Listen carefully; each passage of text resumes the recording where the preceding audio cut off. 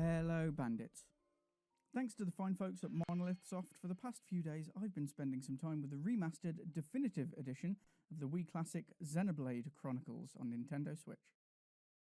The title originally released around 10 years ago and has recently released here on Switch, ready for portable JRPG action. Travelling across the remains of gigantic titans, you'll follow an engaging story surrounded in typical JRPG style by numerous side quests and random lootings.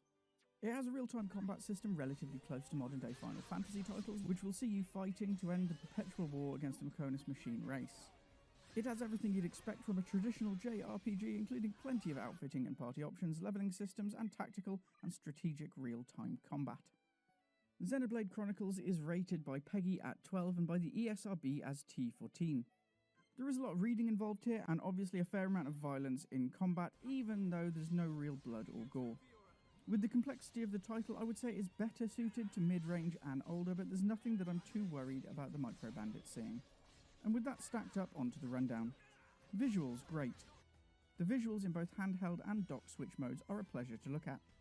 The camera can be a little awkward at first, but once you've spent some time with it, the wide range of motion really adds to the gameplay.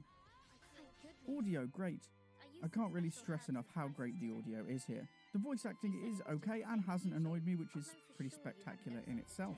Alongside good sound effects, the soundtrack is where it truly excels. It's everything you would expect from the genre, not letting itself down. Narrative, great. Again, just as you would expect from the franchise, there's a great narrative here.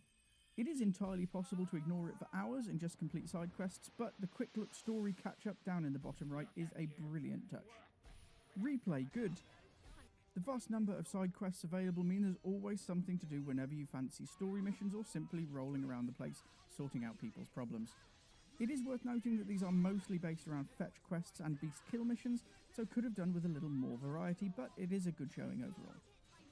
Overall, the Pixel Bandits Monado level for Xenoblade Chronicles Definitive Edition is grab it.